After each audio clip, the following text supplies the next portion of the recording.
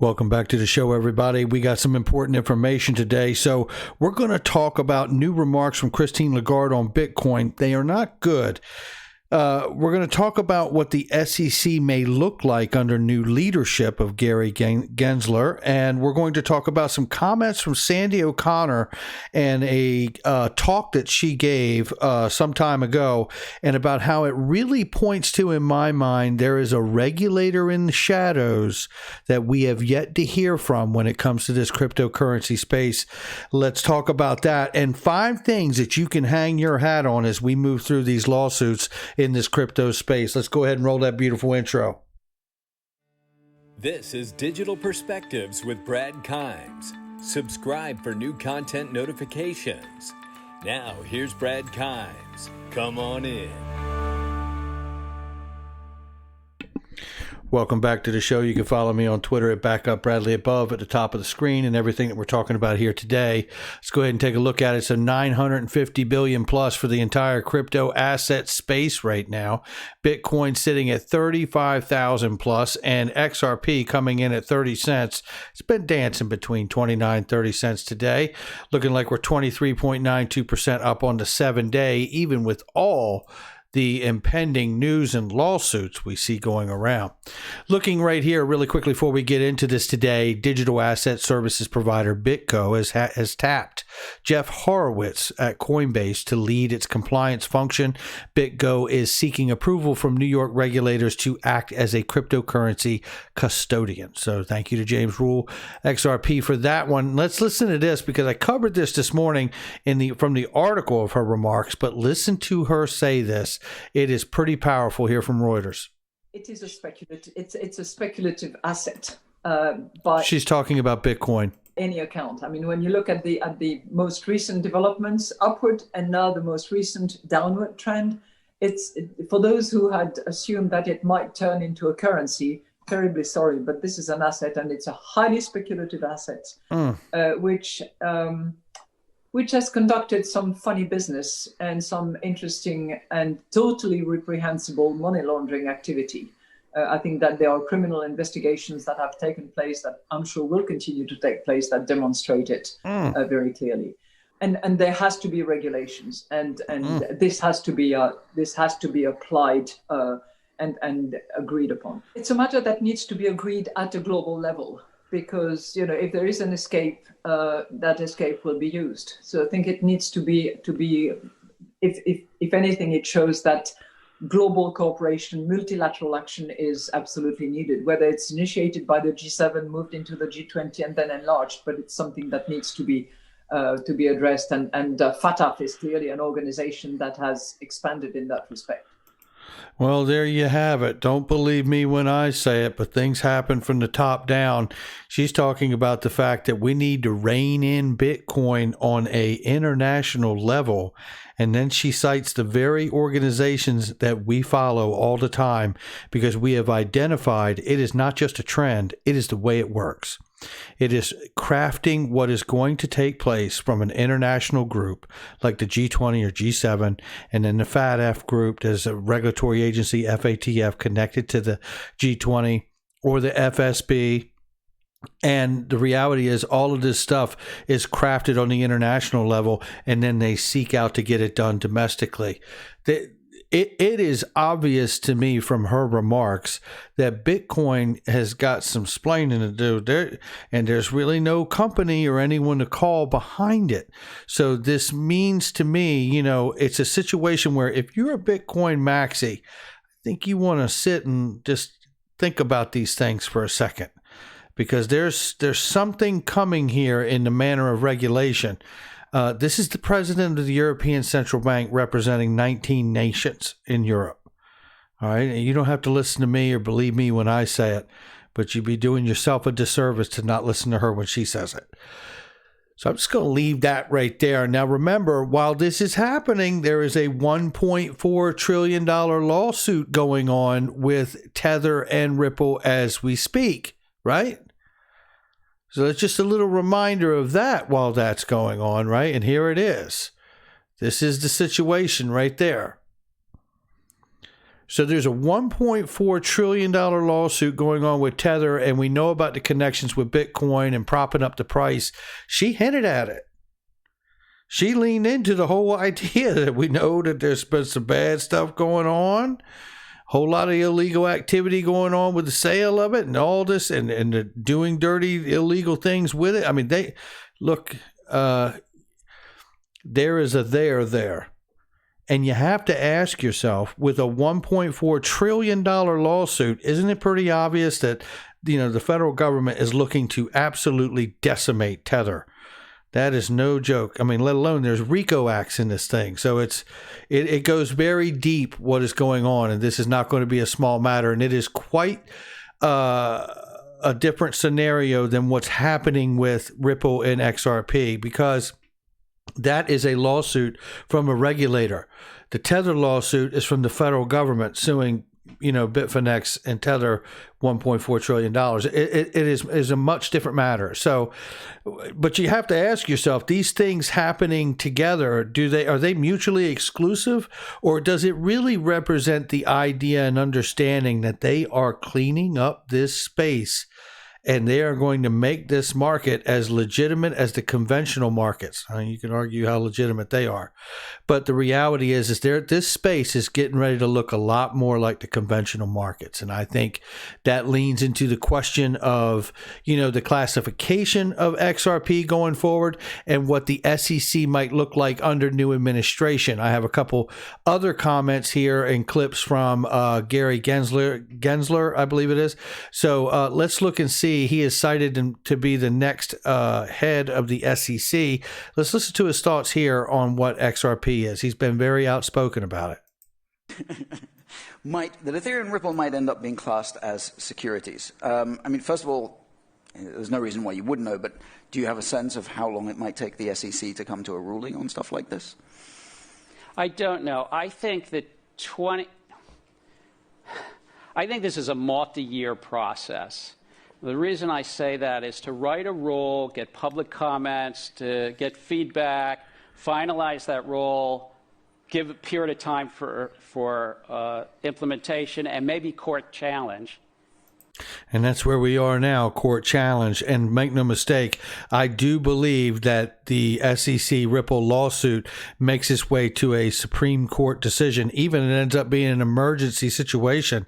I do believe that that happens. And I think we're going to lay out at least some things to think about here that could give credence to that, to support that notion. Let's keep listening. Is 2 years at a minimum and possibly 3 to 5 years when you really see how things go. I think 2018, and I'll be speaking more about exchanges later this week, but 2018 is a period of time to try to bring compliance into this sort of 1,000+ tokens. On Ripple and Ether, while I think there's a strong case particularly for Ripple or XRP, given the centrality and the common enterprise around Ripple Labs, and that they're selling it every month and so forth. That's really a discussion between them and the SEC. And ultimately, the way I would think is, if the SEC declares that they're securities, it might end up in court. And so it won't be the SEC, it'll be maybe not even a federal district court, but an appellate court that will decide, or the Supremes. I think it'd be the Supreme Court. That's who decided the SEC versus Howey to provide them the legal precedent for the Howey test. Let's keep listening. But let me say this. If they decide that they're not securities, I think that too probably ends up in court. And the reason is because somebody else will say, well, why are they getting out of regulation and I'm not? So... Well, that there is exactly where we're at right now, is that the SEC has been anointing some and then telling others they can't go through the gate. That's exactly where we are right now. And that dog don't hunt. You can't one off each person and company as it comes to you and decide, we bless you, we don't bless you, we bless you, we don't bless you. No, it doesn't work like that. And that's why they need this new type of test. Is like an expansion of the Howey test to cover digital assets. So they have two tests after that. Law is best when applied consistently. Mm-hmm. And we went through the Duck test and the Howey test, a little humorous, but it's also because for whichever way authorities go, they have to have an eye on consistency as well. Right. And that really points to the idea where we are today, too, because we have not had consistency. In fact, we've had 7 years of neglect from the SEC when it comes to Ripple and XRP. Let's listen to this clip very quickly here. I believe I played a portion of this clip this morning, but I just want to play this for a second. Let's say Mexico, if it's between the U.S. and Mexico. So one idea that's been around, it's widely associated with Ripple, but it's not only associated with Ripple, is this simple chart. What if I move fiat to crypto and crypto to fiat? This is called a bridge crypto or bridge currency. I can sort of say I can go from US dollars to Bitcoin or XRP. You fill in the middle and then move over to the other fiat, Mexican peso in my example.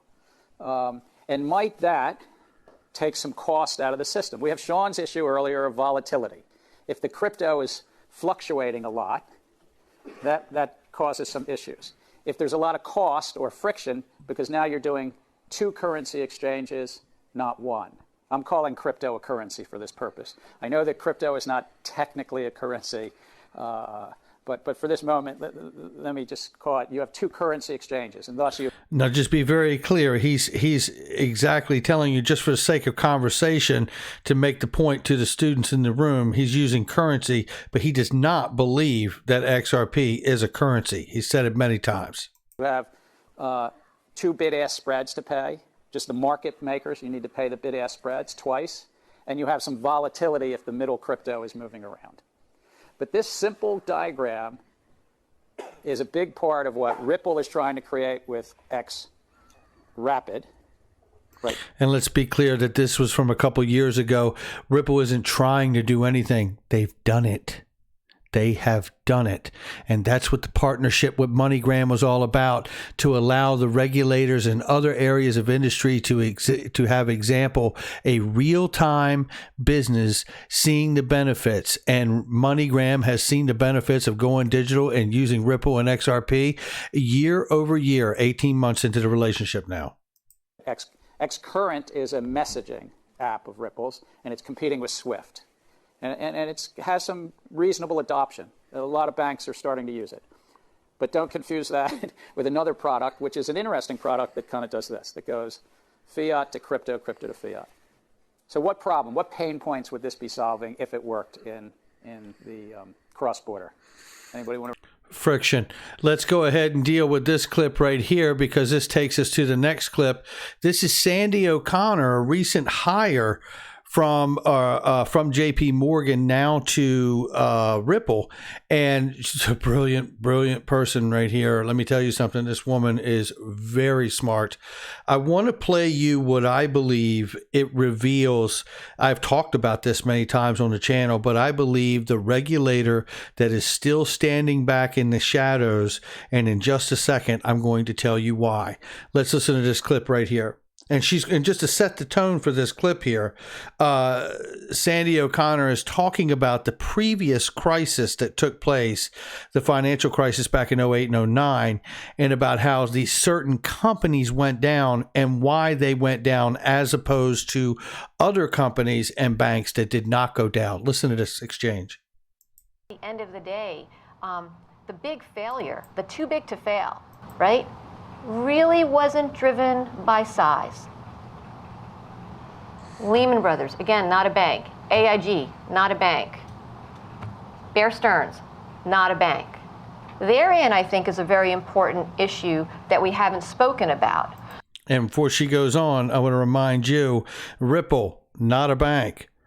But imagine all the things that Ripple do as activities to maintain their customer base and their network, and the expansion and implementation and adoption of XRP as a complement to the suite of products that they offer, which is now known as ODL. You have to say to yourself at some point, does Ripple become a central bank? Let's keep listening. You had these institutions that were highly leveraged, doing massive amounts of liquidity transformation that were not subject to the prudential rules of capital and liquidity. That is a massive, massive statement right there. They were operating outside of the heightened prudential that banks have, and they had enormous levels of liquidity. And what happened is the lesson learned. The lesson learned is that they were outside of the realm of heightened prudential and supervisory oversight from certain agencies to ensure that they did not get into trouble, but they did. And when they did, they let them fail because they were not banks, right? So Lehman Brothers, gone. Bear Stearns, gone. AIG, gone. I mean, these things are very, very real, and they're not going to let this happen in the same order all over again. So what will we need to have? Heightened prudential. But let's listen to the rest of her remarks here. Period, full stop. And it was interesting hearing all the 10-year anniversary discussions. Oh, and then the Lehman Bank failed, and then it's really interesting. It's really interesting. The good news is we've scooped all those banking holding companies in, and now they are regulated by the prudential regulator. They're no longer regulated by the markets regulator. So you notice that distinction? And now they're regulated by the prudential regulator and not just the market regulator. Oh, that's interesting. So we're not talking about just the regulators like the SEC or the CFTC. No. We're talking about a prudential regulator. Yeah, we're about to get to that. Let's listen to the final remarks and we'll get there. If you ask me, it's too big to fail over? I think it actually is. I think that the framework in aggregate has been built to really be substantially more durable. I think the resources are, in fact, in place. And I do not think that anyone has a call on any government to expect to be bailed out. Great. So you've talked... Wow, that's a massive statement. And we're not going to be bailing any governments out based on this framework that we believe is in place now. Listen to this exchange right here. A lot about the regulation that we have. And you talked a little bit about the Fed and its ability to do what it's supposed to do. From Paul Wachtel, we have the question, does the Fed have sufficient lending authority to react adequately when the next crisis occurs? And that has two parts to it, really, because one is to the banking system, but one is to the financial system as a whole. Yeah. And maybe both of you want to comment on that. You take one and go first. I think one of the interesting things that came out of Dodd-frank, out of the crisis, was the Dodd-frank legislation. What did she just say? One of the most interesting things that came out of the last crisis was the Dodd-Frank Act. You mean this? How long have I been showing you this from the Dodd-Frank Act that authorizes the council to designate a financial market utility as systemically important? That is exactly what Sandy O'Connor told you they learned from the last trouble they were in. When they were talking about simply the situation as it was, is that it was the too big to fails, right? The too big to fails, and we can't have it. But it wasn't the too big to fails. It was the fact that they weren't banks. They weren't held to the heightened prudential. The heightened prudential of what? The Dodd-Frank Act that has been written. Well, who is in charge of enforcing and overseeing this heightened prudential? Oh, you guessed. It's the U.S. Department of the Treasury, otherwise known as FSOC, baby, the Financial Stability Oversight Council. That's right. Don't believe it. It's still true. FSOC. Non-bank designations. This is where we're at here. And the idea that something that is a non-bank could be deemed systemically important. I believe that that's what we could see from either Ripple, RippleNet, or XRP in the ledger. Think about what these things are for. Understand that what kind of entities already have, as it says here, financial market utilities will become subject to heightened prudential and supervisory provisions of Title VIII. Now, this is not grabbing for straws. This is where we're going. And look at the kind of companies and entities that are already systemically important and have that SIFMU designation. CLS Bank International, the Clearinghouse Payments Company, Depository Trust Company. You know, again, even right here, the DTCC, Depository Trust Company, right? Fixed Income Clearing Corporation, FICC, as systemically important financial market utilities. What is the role of XRP? Is to settle all of this market that the DTC and the FICC do, back end for them. The entire derivatives market of more than $2 quadrillion. And it's going to need to be systemically important if they're going to use it, because they're systemically important. That's how it works. And that's why we got the lawsuit for $1.4 trillion. And that's why we got Tether taking their ass to court, and it's going now. And they better prove out, because if you don't prove out, you got the trials of Job ahead of you. This is the federal court suing you, the government, the U.S. government suing you for $1.4 trillion. It is obvious to me, with RICO acts attached to this suit, they are looking to decimate Tether. And I couldn't even begin to think that when we come out the other side of this, that we don't have the equivalent of a true digital dollar. Just can't see it happening any other way. And just might we, through all of this, by the way, the trading halts have begun already at investment funds and institutions on XRP. Some delistings have taken place as well. And we know on the 19th that the latest Coinbase will be performing a trading halt as well on XRP. One thing we have to think of, or at least I do, and I had this talk with Big Skinny, and shout out to him, is the idea and notion as Bitcoin and Tether are getting crushed potentially. This is speculation. And they are ripping the tentacles of corruption out of that particular plan and system, that we may see through this trading halt the clarity that we need. Now, that clarity could come as XRP is a security, XRP is a currency, XRP is a frisbee. As long as it's allowed to function and work and perform as it is designed to do, I don't give a damn what they call it.